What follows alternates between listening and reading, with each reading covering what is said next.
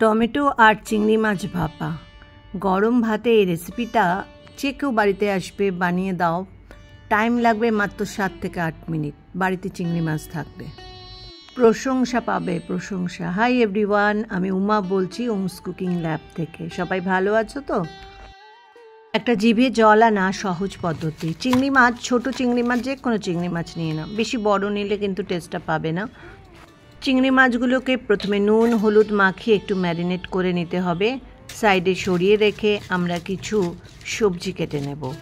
আমি চিংড়ি মাছ ভাপাটা বানাবো টমেটো দিয়ে, তাই একটা বড় টমেটো লম্বা লম্বা করে কেটে নেব। তার সঙ্গে কেটে নেব কাঁচা লঙ্কা। আর এই ভাপাটা বানাতে সামগ্রীও খুব কম লাগবে, বাড়িতে সবারই থাকে আর খুব সহজ রেসিপি।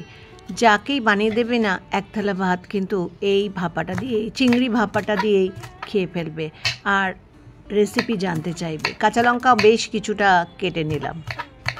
সব বন্ধুদের কাছে অনুরোধ রইল, রেসিপিটা ভালো লাগলে ভিডিওটা একটা লাইক করে কমেন্টস করে দিও। যারা সাবস্ক্রাইব করনি তারা সাবস্ক্রাইব করে আমার বন্ধু হয়ে যাও। এবার একটা মাইক্রোওভেনে রান্না করা যায় এরকম একটা বাটি নিয়ে নিয়েছি কাচের। তার মধ্যে চিংড়ি মাছ, টমেটো, কাঁচা লঙ্কা দিয়েছি, সর্ষে গুঁড়ো দিয়েছি 2 চামচ 2 টেবিল স্পুন, হলুদ গুঁড়ো দিয়েছি 1/2 চামচ, শুকনো লঙ্কা গুঁড়ো 1/2 চামচ, আর 1 টেবিল স্পুন দিয়েছি সর্ষের তেল, আর নুন দিয়েছি।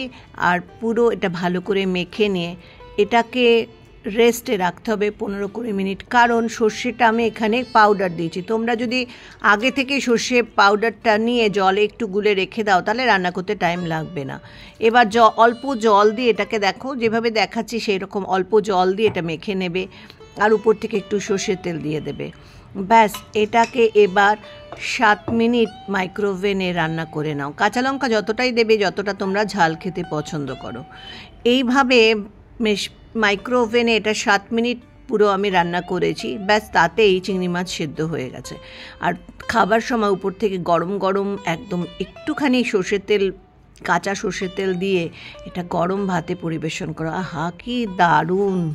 কেমন লাগলো রেসিপিটা?